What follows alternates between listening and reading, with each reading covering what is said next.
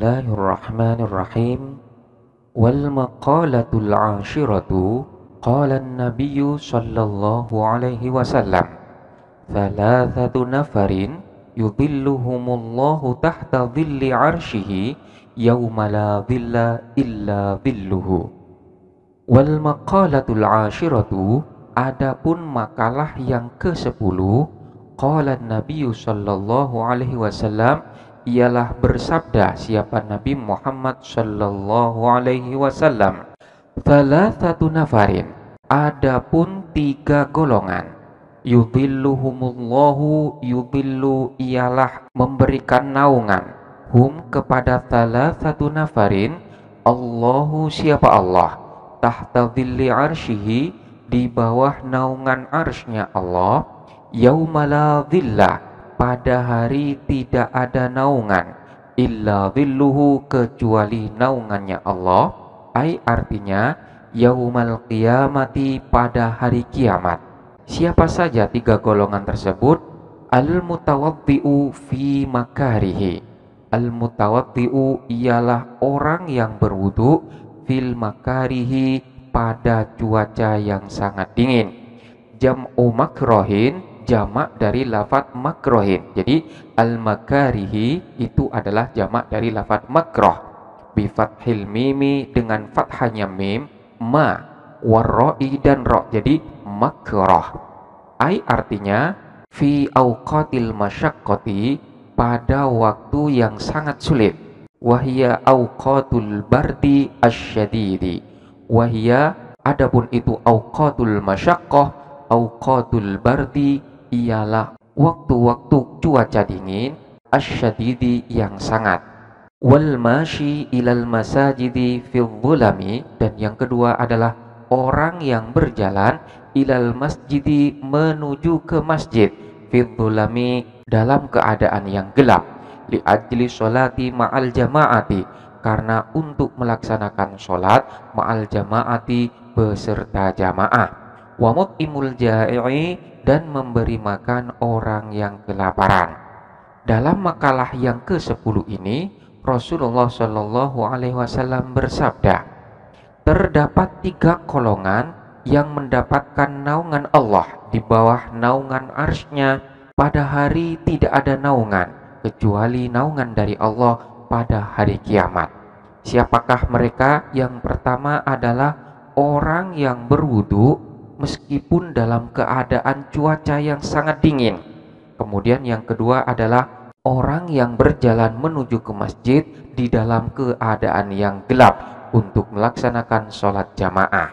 Dan yang terakhir adalah orang yang suka memberi makan orang yang kelaparan. Kaidah nahwu dan shorof yang perlu kita perhatikan adalah di sini kita perhatikan lafadz thalathatu nafarin. Dalam naskah-naskah sebelumnya terdapat banyak lafadz yang diawalin dengan thalathu, di mana lafadz tersebut berkedudukan sebagai mubtada dan lafadz tersebut tidak menyertakan mudhof ilaihnya. Namun di dalam teks ini dikatakan dengan thalathatu nafarin, dengan memuannaskan lafadz thalathah. Kenapa? Karena ma'dudnya yang dalam hal ini sebagai mudhof ilaihnya berupa lafadz yang mudzakkar, sehingga di dalam adat 3 hingga 10 antara adat dan ma'dud di sini harus berlawanan. Karena ma'dudnya di sini berbentuk mudzakkar, maka adatnya di sini pun haruslah berbentuk muannas, sehingga di sini pun dibaca thalathatu nafarin. Namun kenapa di sini ma'dudnya berupa lafadz nafarin, padahal nafarin di sini adalah berbentuk mufrad? Sebagaimana di dalam kaidah, di dalam adat 3 hingga 10 ma'dudnya di sini harus berbentuk jamak. Namun kenapa di sini menggunakan lafadz yang mufrad? Sebenarnya hal ini diperbolehkan karena lafadz nafarin sekalipun secara lafadz berbentuk mufrad, namun lafadz nafarin ini mengandung makna jamak. Jadi nafarin di sini maknanya adalah golongan atau kelompok. Thalathatu nafarin, 3 kelompok atau 3 golongan. Sedang 1 golongan ini tidak mungkin terdiri dari 1 orang, pastilah terdiri dari banyak orang. Sehingga sekalipun secara lafadz ini merupakan bentuk mufrad namun mengandung makna jamak. Inilah yang disebut dengan isim jamak.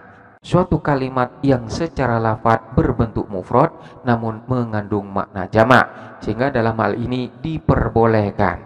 Selanjutnya kita perhatikan lafadz tahta dzilli arsyihi.